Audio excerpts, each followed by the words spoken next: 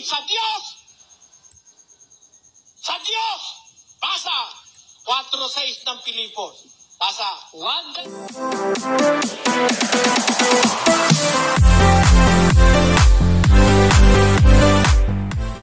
Magandang umaga po sa inyong lahat mga kaibigan. Magandang gabi.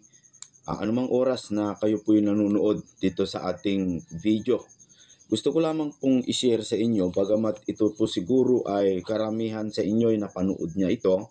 Pero gawin na lamang po ito nating batayan para sa ating pagsusuri sa salita ng Diyos. Video po ito ng kapatid na Eli at video din ni Darwin Gitgano. Parang comparison kung tawagin mga kaibigan. Kung saan po kayo maniniwala sa mga sinasabi ni Brother Eli or sa mga pangangaral ni Darwin Gitgano. Hindi naman po lingid sa atin mga kaibigan na si Darwin Gitgano ay panay ang tutol niya kay Brother Eli. At yan nga yung nagiging puhunan niya mga kaibigan, itong si Gitgano. Hindi lingid yan. Hindi lingid yan sa atin na yan talaga ang totoo. Ngayon, ang gusto kong alamin natin dito, yung isang tanong na paano po tayo manalangin at saan tayo mananalangin. Yan po ang ating aalamin sa sagot ni Brother Eli mga kaibigan dito sa video ito. Panoorin natin. Yung tamang paraan ng pagdadasal, may tatamaan na naman tayo dyan. Alam mo yan, tama, tumatama talaga yan eh. Ito ang tamang pagdadasal. Sa 6:7 ni Mateo, basa. At sa pananalangin ninyo ay huwag ninyong gamitin ang walang kabuluhang paulit-ulit na gaya ng ginagawa ng mga hentil, sapagkat iniisip nilang dahil sa kanilang maraming kasasalita ay didinggin sila. Huwag nga kayong magsigaya sa kanila, sapagkat talastas ng inyong Ama ang mga bagay na inyong kinakailangan bago ninyo hingin sa Kanya. Manalangin kayo. Magsidalangin nga kayo ng ganito. Ama namin na nasa langit ka, sambahin nawa ang pangalan mo. Dumating nawa ang kaharian mo. Gawin nawa ang iyong kalooban, kung paano sa langit, gayon din naman sa lupa. Ibigay mo sa amin ngayon ang aming kakanin sa araw-araw, at ipatawad mo sa amin ang aming mga utang, gaya naman namin na nagpatawad sa mga may utang sa amin. At huwag mo kaming ihatid sa tukso, kundi iligtas mo kami sa masama, sapagkat iyo ang kaharian at ang kapangyarihan at ang kaluwalhatian magpakailanman sa nawa. Period. Tama ba, sisters? Apo. Mata nyo. Sabi, sa pananalangin nyo, huwag nyong gagamitin yung walang kabuluhang paulit-ulit. Do not use vain repetitions. Gaya ng ginagawa ng mga hintil, ng mga pagano, ng mga walang malay sa aral. Sapagkat akala nila sa kanilang maraming kasasalita, papakinggan sila. Huwag kayong magsisigaya sa kanila sapagkat nalalaman ng inyong Ama ang lahat ng mga bagay na inyong kinakailangan sa Kanya bago nyo pahingin sa Kanya.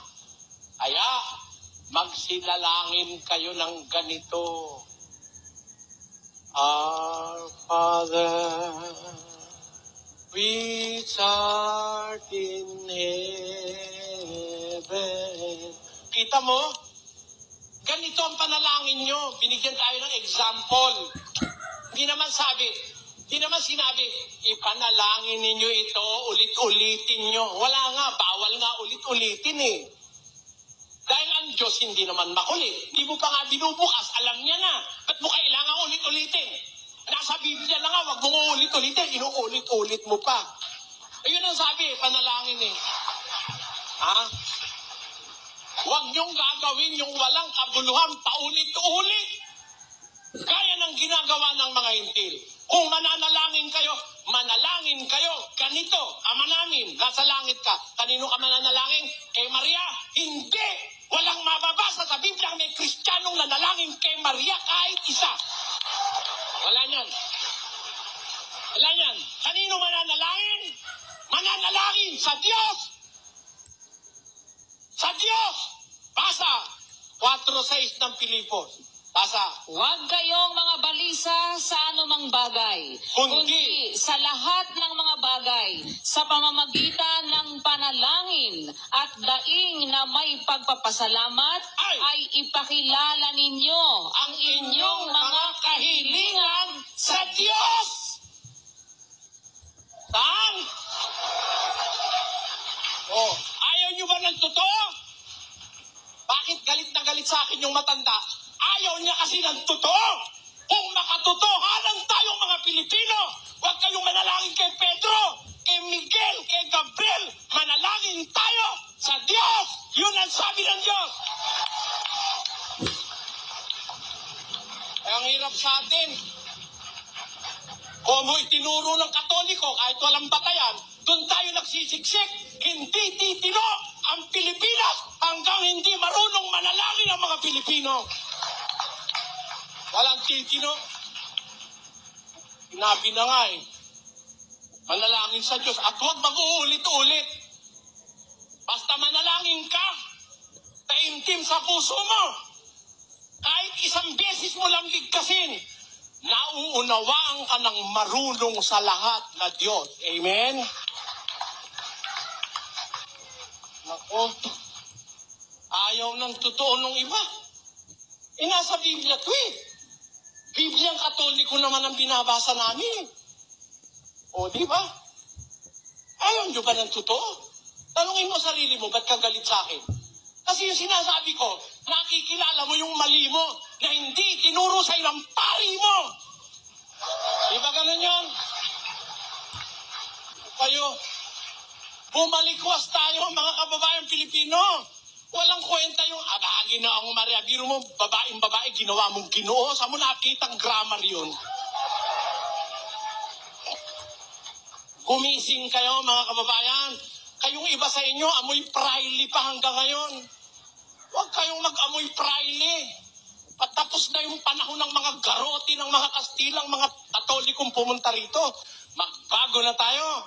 Huwag na tayong manalangin sa mga kahoy, sa mga bato, sa mga plastic. Manalangin tayo sa Diyos. Ayon sa Biblia, yun ang utos ng Diyos. Manalangin tayo. Huwag ulit-ulit. Huwag ulit-ulit. Bawal. Bawal. Huwag kayong mananalangin ng paulit-ulit. Ama namin. Sino tinatawag mo yung Ama? Bingi ba siya? Hindi. Kaya kahit isang beses mo lang, sabihin, alam niya. I believe above the storm, the smallest prayer will still be heard. I believe that someone in the great somewhere hears every word. Tama ba o hindi? I believe above the storm. Kahit maingay, kahit may bagyo, may mga kidlat, above the storm, the smallest prayer will still be heard. I believe that someone in the great somewhere hears every word. Oh, narinig na pala, ba't uulitin mo? Pinalalagay mo yung Diyos mo, makulit. Sasabihin pa, marunong ba raw ako ng Grego? Kailangan pa ba Grego rito? Dali namang intindihin. Oh, Tama. ang gabos na basahin natin sa Bicol. Mataanin mong Grego rito, na Bicol ka. Yes. 6-7, Bicol. Alagad kun kamo namimibi, dai kamo magamit nin basang na pag-ulit-ulit na siring kan gibo ning mga hintil. Hulita, sinda, nagirisip na hihi. Nanyo kun sinda, hulit sa kadakulan nin katataram. Tama. Tapos, dahingani kamo umarog sa sainda, hulita ang saindong ama, nakakaisi nakan sa saindong mga kakulangan, bago nindo hagadon iyan sa iya. O, liwanag mamibi, ngani kamo nin siring, aman niya mo na yaon ka sa langit, sasambahon ang ngaran mo. Tuloy, dumatong lugod ang kahadian mo, gibohon ang buot mo, digdi sa daga ninsiring sa langit, itao mo sa mo, asinday mo kami darahon sa sugot, kundi iligtas mo kami sa maraot. Bulita siya mo ang kahadian, asin ang kapangyarihan, patin ang kamurawayan, sagod no alinman. Out pa. Okay, tamo. O paano nga kailangan ba Latin dyan? Kailangan ba dyan ng Grego, ang Hebreo? Di na. Naintindihan ng mga Bicolano yan. Ang mga Bicolano, matatalino. Matatalino. Alam niyo kung bakit? Kung hindi matatalino yan 500 na ang Katoliko rito 500 taon na. Kung hindi matatalino Bicolano, walang sasama sa akin. Wala naman ako sinasabing kasinungalingan, totoo lang sinasabi ko Hindi titino ang Pilipinas hanggang hindi marunong manalangin ang mga Pilipino. Bakit galit na galit sa akin yung matanda? Ayaw niya kasi na...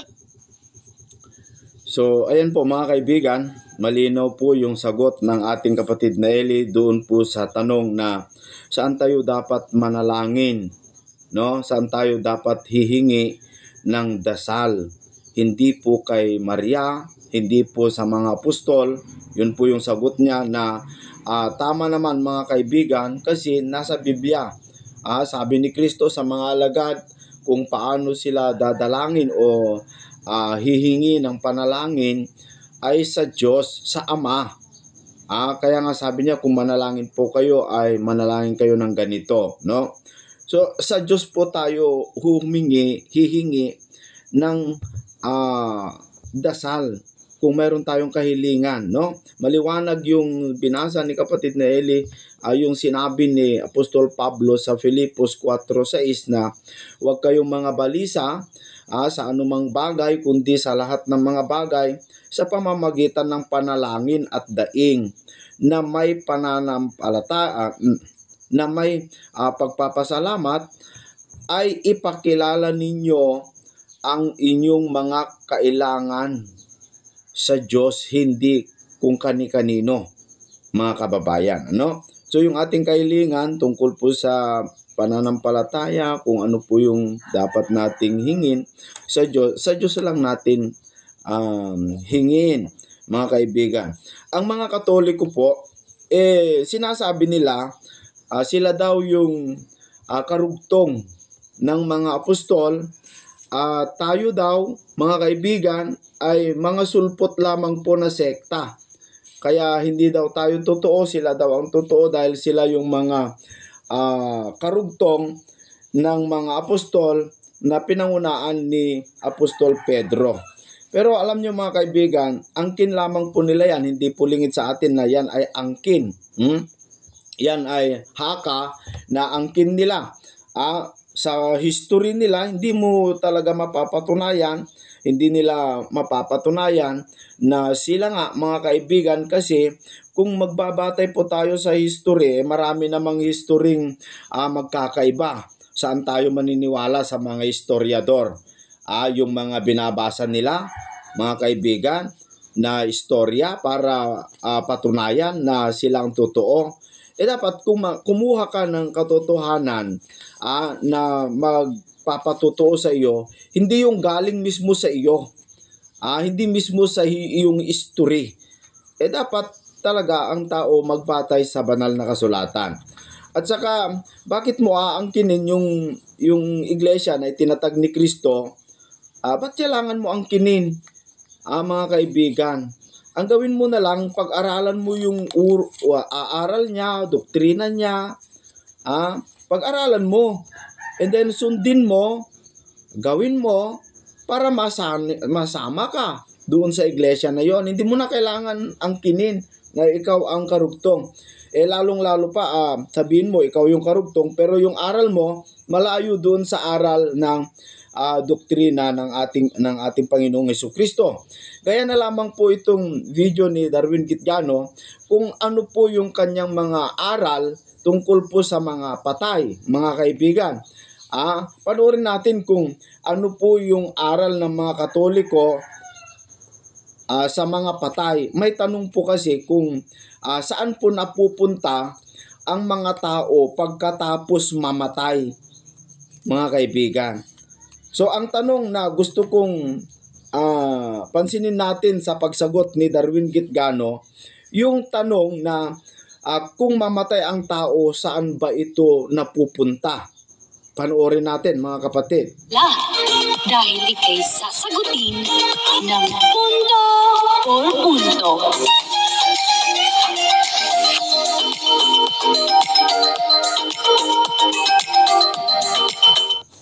Magandang araw mga kapuntos. Welcome na naman sa ating punto or punto. At may kasabayan po tayo, ignorance of the Bible is ignorance of Christ. At kasama natin muli si Kapuntos Brother Francis Pilinio at Brother Edgar Laugan. Atin muna siyang pakinggan sa mga katanungan na dala-dala niya. Magandang araw, Father. So, mayroon tayong katanungan. Galing po ito kay Cyrus Milos Santos. Saan po daw pupunta ang kaluluwa ng tao pagkatapos na mamatay? So, magandang katanungan yan.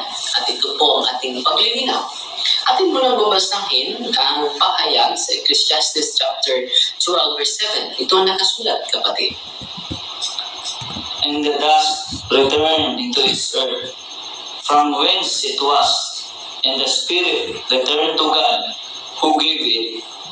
So kita ninyo mga kaibigan, ang ating katawan ay babalik sa lupa. Pero meron tayong kaluluwa, Brother Edgar, na babalik ito sa Diyos. Yes. At itong kaluluwa ito ay haharap sa Diyos. Ating babasahin muna ang Hebrew chapter 9 verse 27. Itinakda sa mga tao na minsan lamang mamatay at pagkatapos ay ang paghuhukom. So, right after pala sa ating pagkamatay, ay haharap ang ating kaluluwa sa hukuman ng Diyos. Amen. At kapag lahat ng mga kasalanan mo ay napatawad na dito ka pa lang sa lupa, diretso ka na doon sa langit. Kasalanan mo ay napatawad na dito ka pa lang sa lupa, diretso ka na doon sa langit. Diretso ka na doon sa langit. At inuna mo basahin, Brother Edgar, ang John chapter 3 verse 16. Ito ang nakasulat.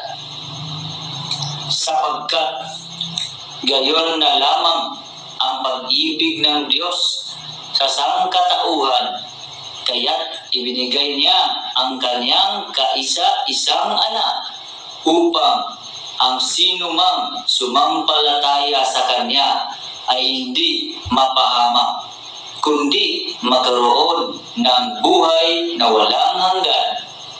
Linaw po, saan pupunta yung mga tao na nagpapatutuo sa ating Panginoong Hesukristo at napatawad na ang kanilang mga kasalanan, makatanggap sila sa buhay na walang hanggan. Pero, Brother Edgar, yung mga tao, Brother Edgar, na hindi nagsisisi, nagpatuloy sa kasalanan, at walang pagsisisi sa kanilang masamang nagawa. Saan ba sila pupunta, Brother Edgar? Ating babasahin ang Matthew chapter 13 verse 50. At ihahagis ang masasama sa naglalagablab na apoy. Dooy mananangis sila at magnangalit ang kanilang mga ngipin. So ating pakinggan na doon sila sa naglalaglab na apoy. Sa impyerno. Doon po papunta ang mga kaluluwa na hindi nagsisisi sa mga kasalanan na nagawa Dito sa lupa. At meron ding mga kaunti, maliit na mga kasalanan. So hindi naman dapat equal ang parusa nito. Kung malaki yung kasalanan mo, malaki din ang parusa. Kung maliit ang kasalanan, maliit din ang parusa. Amen. May pangatlong dimension, Brother Edgar, na pupuntahan ng kaluluwa. Kung ang kaluluwang ito ay maliit lang ang kanyang kasalanan. Atin mo lang mabasahin, Brother Edgar, ang Luke chapter 12, verse 48. Ito nakasulat. Ngunit ang alipin hindi nakakaalam ng kalooban ng kanyang Panginoon, magkulang man siya sa kanyang tungkulin, ay paparusahan lamang ng magaan. Ang binigyan ng maraming bagay ay hahanapan ng marami. At ang pinagkatiwalaan ng lalong maraming bagay ay pananagutin ng lalong marami. So binabasa natin, Brother Edgar, yung maliit lang ang nagawa na kasalanan, maliit din ang parusa. Kapag malaki ang kanyang kasalanan, malaki din ang kanyang parusa dahil ang Panginoon pala ay hustisya. No? So, yan po ang ating makikita sa Luke chapter 12, verse So 14. hindi man nagsama ang kasalanan. Mayroong maliit, saka mayroong malaki. So, merong mortal and venial sin. Venial sin, no? Hindi magkatulad ng diligan. Yes. No? At saan ba pupunta yun? Atin mo na mabasahin ang 1 Pedro 3:19. Sa kalagayang ito, nagpunta siya at nangaral sa mga espiritong nakabilanggo. So, sa pagkamatay ng ating Panginoong Jesucristo ay pumunta siya sa mga imprisoned spirit, mga espiritong nabilanggo. At ito po ay hindi lugar sa langit dahil ang langit ay hindi po bilangguan. Hindi bilangguan. No? At hindi din ito impyerno dahil ang impyerno totoong bilangguan pero hindi na pwede mapangaralan. No? So mayroong isang state of life na hindi langit, hindi din impyerno. Ang simbahan po ay tinatawag ito ng purgatorio. At itong lugar na ito ay para sa mga kaluluwa na mayroong maliit na kasalanan na hindi na bigyan ng kapatawaran. And dapat doon ay bayaran lahat ng mga pagkukulang niya sa Diyos at sa kanyang kapwa-tao. At meron tayong malaking obligasyon sa kanila. Dapat natin sila alayan ng mga dasal. At meron ba yan? Sa banal na kasulatan, nakasulat ba yan? Atin muna mabasahin ang 2 Maccabees chapter 12 verse 45. Ito nakasulat, kapatid. Dahil buo ang kanyang paniniwala na ang lahat ng namamatay na nanatiling maka-Diyos ay tatanggap ng dakilang gantimpala. Ginawa niya ang paghahandog na iyon upang ang pagkakasala ng mga namatay na ito ay patawarin. So kita ninyo mga kaibigan, si Judas Maccabeo pala ay nag-aalay ng isang handog. Ang handog na iyon upang ang pagkakasala ng mga namatay na ito ay patawarin. So yung mga nandun na sa impyerno, hindi na yun mapatawad. So yung din nasa langit ay pinatawad na yun. So meron palang isang lugar, isang state of life na dapat sa pamagitan ng ating handog, pamagitan ng ating pag-aalay na dasal, at kanilang mga kasalanan ay mapatawad. So tatlo po ang mapupuntahan sa kaluluwa pagkatapos mamatay. Either langit, impyerno, at saka purgatorio. Yan po, Brother Edgar, ang ating punto por punto na sagot. Find the Maria, the tax safely with a humble heart.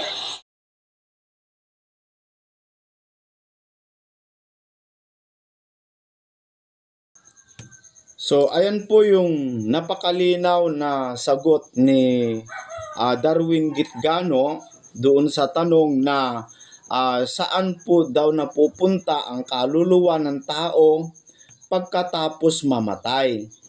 Yung una niyang sinabi, mga kaibigan, tama naman na yung katawan babalik sa lupa, no? At yung kanyang espiritu o hininga ay babalik sa Diyos. Kasi nasa Biblia yon, sa Ecclesiastes, mga kaibigan. Pero ang umagaw sa akin ng pansin, yung sinabi niya na kapag namatay po ang tao, may 30 uri na lugar kung saan po sila pupunta. Una, mga kaibigan, kapag yung kasalanan mo daw ay napatawad pa lang dito sa lupa, ay diretso ka na sa langit. Yun ang kanyang sinabi. So, right after pala sa ating pagkamatay, ay haharap ang ating kaluluwa sa hukuman ng Diyos. Amen. At kapag lahat ng mga kasalanan mo ay napatawad na dito ka pa lang sa lupa, diretso ka na doon sa langit. Lahat ng mga kasalanan mo ay napatawad na dito ka pa lang sa lupa, diretso ka na doon sa langit. Lahat ng mga kasalanan mo ay napatawad na dito ka pa lang sa lupa, diretso ka na doon sa langit. Kapag dito pa lang sa lupa ay napatawad na yung mga kasalanan mo sa pamamagitan ng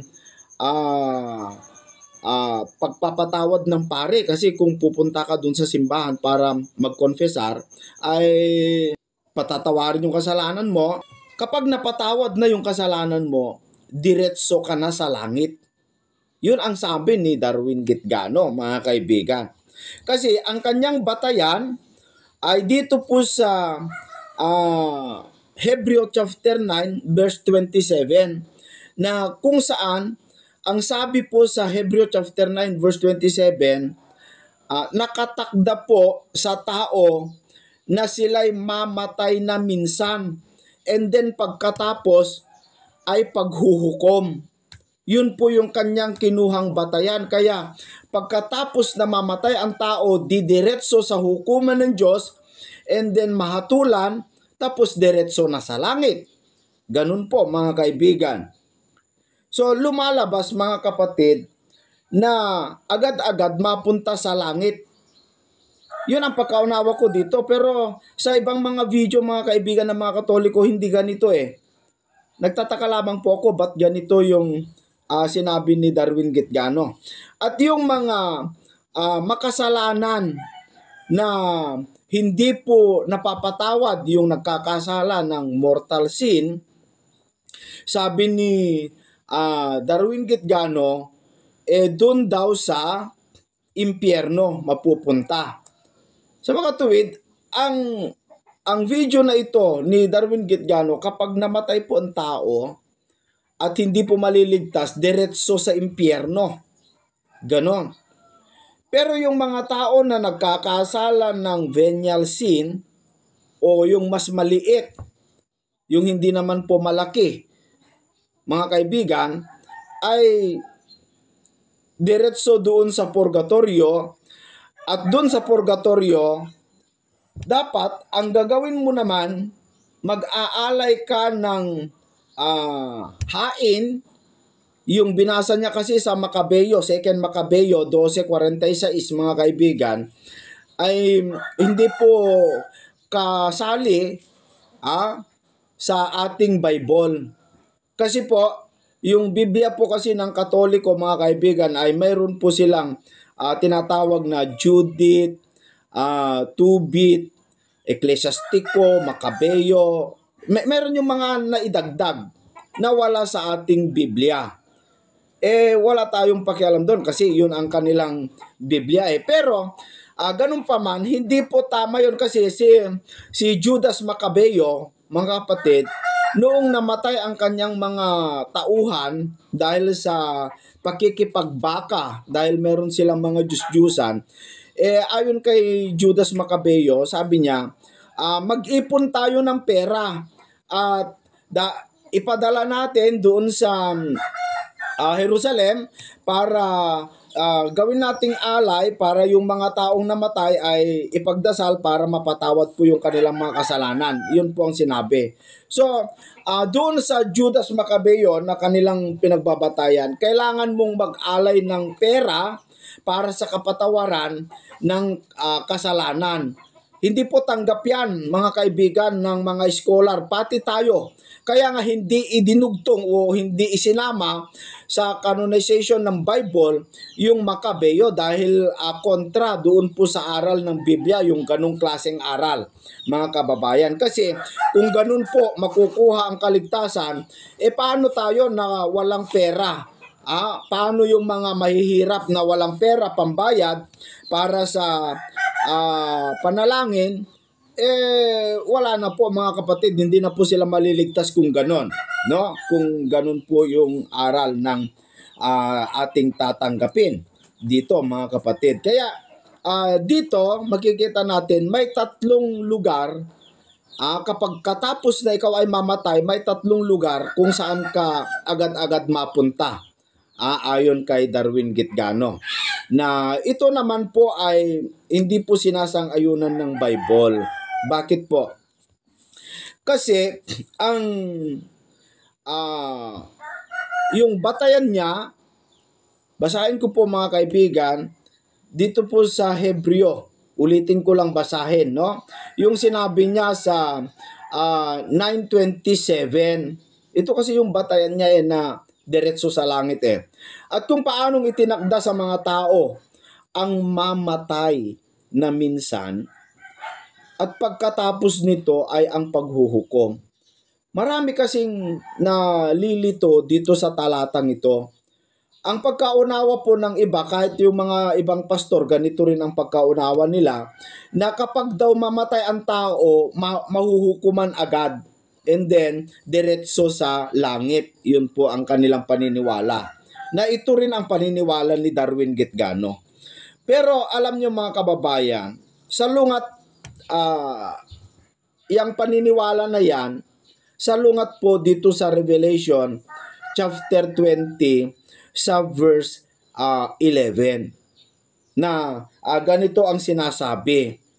At nakita ko ang isang malaking luklukang maputi at ang nakaluklok doon, sabi ni Juan. Nasa kanyang harapan ang lupa at ang langit ay tumakas at walang nasusumpungang kalalagyan nila. So, nung nakita daw ni Juan yung maputing luklukan, nawala na daw langit at lupa, yung ating tinatahanan. Pagkatapos sumunod sa 12, at nakita ko ang mga patay, malalaki at maliliit, na nangakatayo sa harapan ng luklukan, at nangabuksan ang mga aklat, at nabuksan ang ibang aklat, at na siyang aklat ng buhay. At ang mga patay ay hinatulan ayon sa mga bagay na nasusulat sa mga aklat, ayon sa kanilang mga gawa. Kung napansin po ninyo mga kaibigan, nakita ni Juan yung mga patay, malalaki daw at mga maliliit, na nakatayo sa harapan ng luklukan. No? Nakatayo sila. Marami.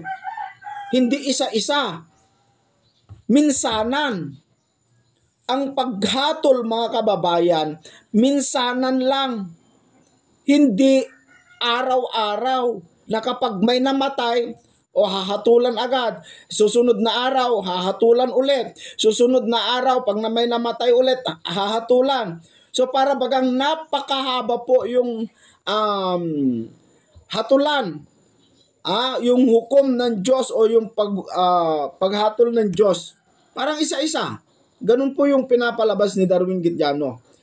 Ay hindi po ganun. Kung ganun po unawain yung Hebrew chapter 9 verse 27, magkasalungat po kasi nung nakita ni Juan yung hukuman, Nakatayo na lahat doon yung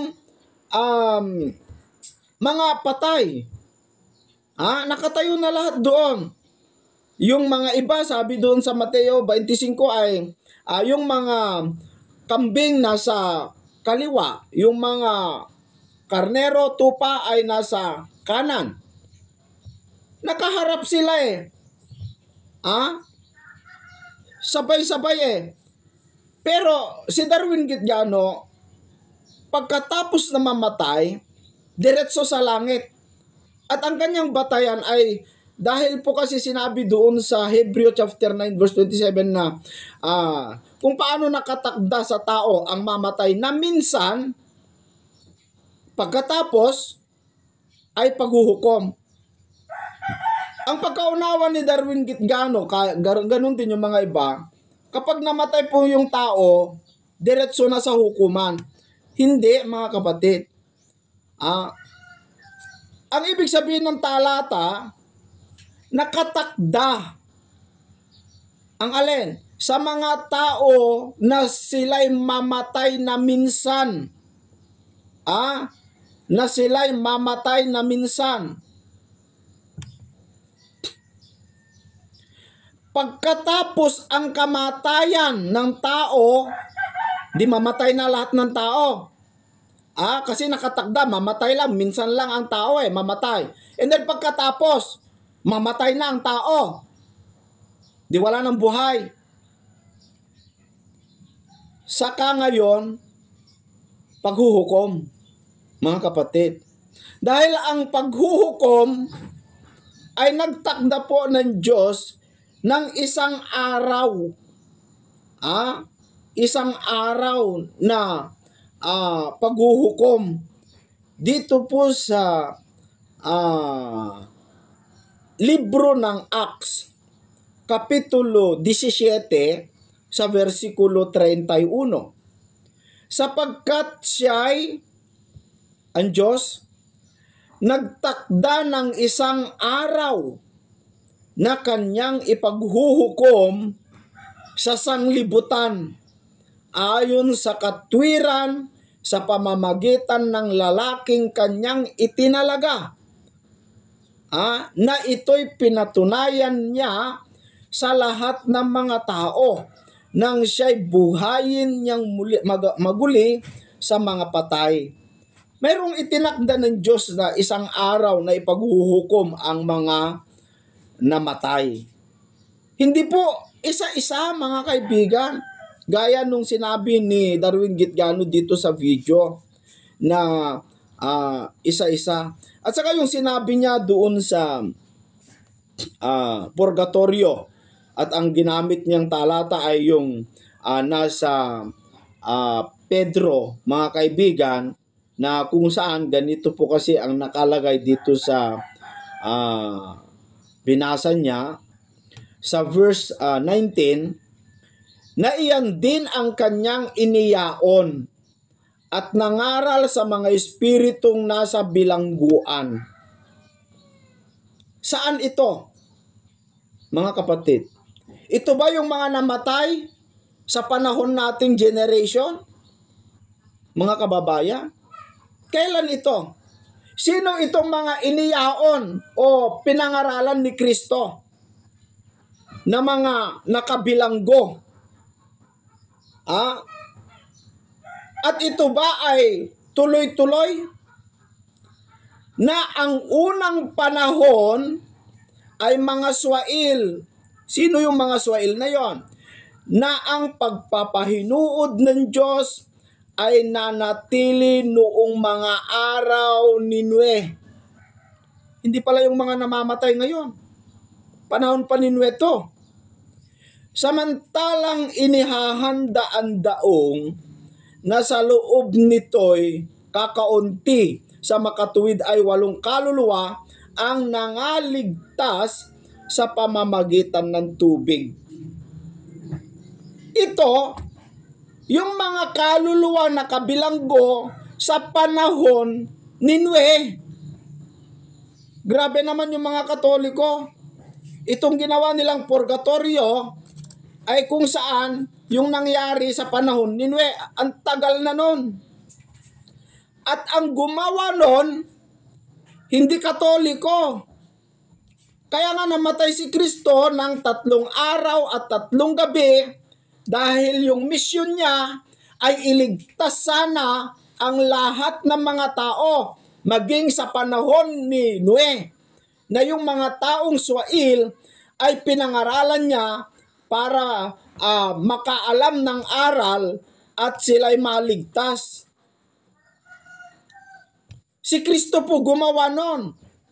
Sabi kasi ni Darwin Gitjano, kaya ang responsibilidad natin, ang dapat nating gawin, yung mga nandun sa purgatorio, mag-alay tayo ng dasal.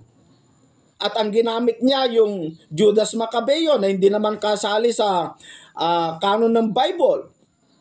Mga kaibigan, kasi maraming kinokontrang talata. Yun po yung ginamit niya, mga kaibigan, para patunayan na pwedeng ipanalangin. Kasi may turo silang ganon. Pero dito, ang gumawa ng pangangaral, hindi binayaran na tulad na ni Kristo ay, dapat sana, pinanalangin na lang ni Kristo. Okay na sana, naligtas na sana. Kasi napako naman na sa krus. Pero hindi kailangan pa rin pangaralan Kaya nga si Kristo namatay Kasi ang kaligtasan, mga kaibigan at mga kapatid, ganito, pakinggan po ninyo. Ang kaligtasan, biyaya po ng Diyos. Ibig sabihin, yung kaligtasan, ang Diyos po ang nabigay. Hindi po ito gawa ng sino mang tao. Dito sa Efeso 2:8, sapagkat sa biyaya kayo'y nangaligtas sa pamamagitan ng pananampalataya. At ito'y hindi sa inyong sarili, ito'y kaloob ng Diyos. Hindi sa pamamagitan ng mga gawa. Gawa mo, gawa ng tao, hindi. Upang ang sino man ay huwag magmapuri. So ang kaligtasan po, mga kaibigan, biyaya po ng Diyos bigay. Sa paanong paraan? Sa pamamagitan ng pagtanggap mo o pagsampalataya mo doon sa kaligtasan. Tanggapin mo. Kailangan sumampalataya ka. Kung paano ka magkaroon ng pananampalataya, dito sa Roma 17, para makamtan mo yung kaligtasan, kailangan sumampalataya ka. At kung paano ka magkaroon ng pananampalataya, kaya nga ang pananampalataya ay nanggagaling sa pakikinig, at ang pakikinig ay sa pamamagitan ng salita ni Kristo. So, kailangan makinig ka doon sa aral ni Kristo, salita ni Kristo, para magkaroon ka ng pananampalataya. Ngayon, yung mga namatay na nakakulong doon sa sinasabi nilang purgatorio, mga kaibigan. Kaya pumunta si Kristo doon ng 3 araw at 3 gabi upang mangaral. Take note, mangaral sa mga taong nakabilanggo. Para magkaroon sila ng pananampalataya na yun ang susi ng kaligtasan. Hindi lang ipinagdasal ni Kristo. Nagtataka ako, ano naman itong mga pari? Yung mga pari daw, ipagdasal lang nila, kahit hindi sila pupunta doon para mangaral, ipagdasal lang, mapupunta na sa langit, basta magbayad ka. Mag-alay ka ng pera, mapupunta na sa langit.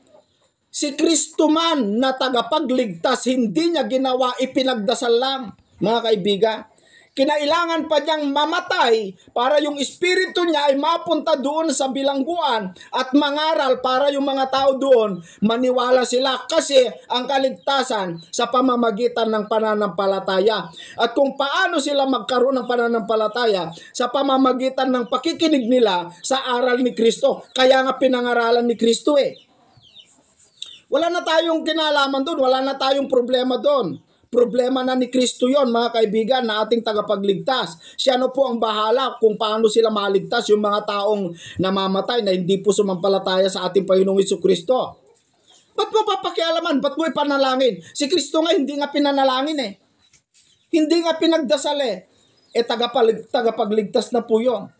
Ba't hindi niya pinagdasal na Ama, pati yung mga nandun sa panahon ni Noe noon ay iligtas mo rin? Wala naman Kasi alam ni Kristo na ito hindi alam ng mga Katoliko, mga paring Katoliko, mga kaibigan, na ang kaligtasan ay dapat sumampalataya ka. At kung paano ka magkaroon ng pananampalataya, kailangan makinig ka ng aral. Alam ni Kristo yon, na hindi po maligtas yung mga tao na yon kung hindi sila makapakinig ng aral. Kaya nga pumunta upang mangaral. Para sa aral niya, kung sumampalataya sila, di maligtas, ganon. Mga kababayan, ito namang mga pare, nako mga kaibigan, napakaraming idudulot na kalituan ito, mga kababayan, kasi nagbabasa naman ng Biblia. Kung hindi natin ito papansinin, wala mga kaibigan yung mga turo ng mga pare, kung hindi natin papansinin, maraming maiimpyerno. Mantakin mo, hindi na kailangan ng panampalataya, magbigay ka lang ng pera, bayaran mo lang, kasi ganun si Judas Macabeo Kung basahin po ninyo doon sa Judas Macabeo, ikalawang Macabeo, 12:40 hanggang 46. Basahin po ninyo, si Judas Macabeo nag-alay ng pera sa Jerusalem bilang bayad o handog sa kasalanan ng mga namatay na sundalo. Pero wala naman sinabi doon na napatawad yung kasalanan nila Kasi walang ganong aral ng Biblia, mga kaibigan. Kasi kung ganon ang aral ng Biblia, naku po, delikado po yung mga mahihirap. Lalong-lalo yung mga pulubi. Yung walang pera, katulad natin, wala tayong kakayahang bayad. Delikado po yan. Maraming hindi maliligtas, may impyerno talaga. Bakit? Kasi wala silang pera pambayad. Kasi hindi naman sila sumampalataya nung buhay sila. Ang isa sa pamamaraan lamang po ay kailangan ka magbayad. Kung wala kang pera, hindi ka na maligtas. Ganun ba ka-unfair ang kaligtasan ng Diyos? Samantalang ang Diyos ay gusto niya, ibig niya, lahat ng tao ay maligtas. Paano yung walang pera? Walang modo itong aral ng mga sigit ganong ito, mga kaibigan. Kung mag-iisip ka lang, ayaw mong tanggapin. Kaya nga yung mga scholar ng Bible, hindi nila idinagdag yung Macabeo na yan Kasi yung Macabeo na yan, mga kaibigan, maraming sinasalungat na talata.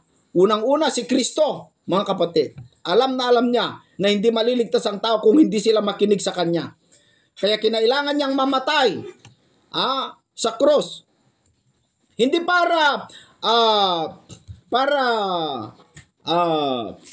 kasi nung namatay na si Kristo hindi pa nga nalalagutan ng hininga. Bumuhos na yung kanyang dugo o dinabuhos na yung dugo niya, pero hindi pa namatay, mga kaibigan. Hanggang hindi niya sinabi, Ama, tapos na. So buhay pa si Kristo, tapos na yung kaligtasan, mga kaibigan. Finish na. Bakit kailangan pa siya mamatay? Kasi meron pang nangangailangan ng aral doon sa panahon ni Noe na hindi nakaalam ng aral. Kailangan niyang pangaralan yon dahil alam ni Kristo na ang kaligtasan kailangan sumampalataya sa aral niya. Hindi niya lang pinagdasal. Kung mag-isip lamang po kayo, mga kaibigan, hindi niyo ako dapat awayin Hindi niyo ako dapat pagalitan. Hindi kayo dapat magalit sa akin Dapat nga magpasalamat kayo, mga kaibigan. Bakit? Kasi sinasabi natin ang totoo. Ito biblical. Sabi nila sila daw yung karugtong ng mga apostol. Pero kung tingnan mo yung kanilang mga aral, wala naman katotohanan. Unfair naman. Bias. Ang kaligtasan makukuha sa panalangin. Paano ikaw na naghihirap, sumampalataya, sumusunod sa mga aral ng Diyos,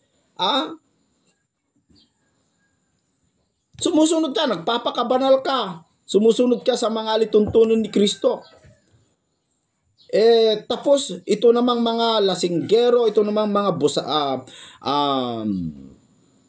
sabungero na mga Katoliko na walang ginawa kundi mangurakot sa gobyerno.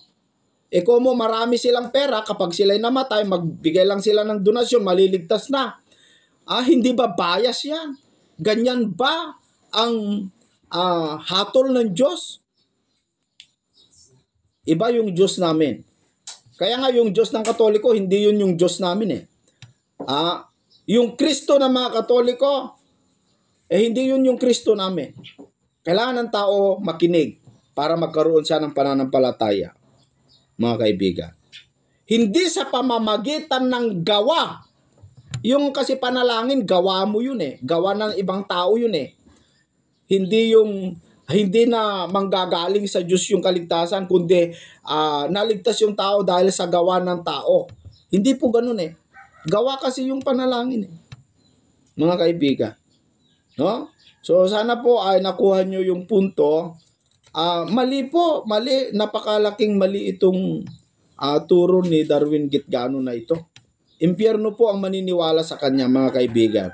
At yung ginagawa niya na exorcist na yan, mga kapatid. Yung exorcist, nagpapakita siya ng kababalaghan, himala, delikado po yun. Ganyan na ganyan ang gagawin po ng hayop o yung bulaang mangangaral. Magpapakita ng mga kababalaghan. Magpapagaling ng may sakit. Pero hindi naman talaga gumagaling. Kung talagang gumagaling, ba't hindi pumunta sa mga ospital ito? Para ipagdasal yung mga nasa ospital, yung mga may cancer, yung mga namamatay na. Paano kasi si Darwin Gitgano mismo nagpa-opera ng appendix? Appendix yata ba't hindi niya in-exorcist? Ba't kayo paniwalang-paniwala sa exorcist niya? Nagpapakita lang ng kababalaghan yan pero walang katotohanan, kasinungalingan. Hindi talaga nakapagpapagaling, mga kaibigan. So maraming salamat po, no? Sana po natuto kayo o nagkaroon kayo ng pagkaunawa dito, mga kaibigan. Maraming salamat. Kung may mga si Buboy, yung Buboy na dito sa atin, nagko-comment. At saka sino pa yung isa, si Miguelito. Mukhang matagal ng panahon na wala na si Miguelito, no? Pumasok ka, Buboy. Pumasok ka sa live. Ipagtanggol mo ito. Itong video na ito. Sige, pumasok ka, tanungin lang kita. Ipagtanggol mo ito. Kung kaya mo. Ganun din San Ignacio po tayo. Pumasok kayo. Huwag lang sa comment. Tindigan nyo yung sinabi ni Darwin Gitgano na pagkatapos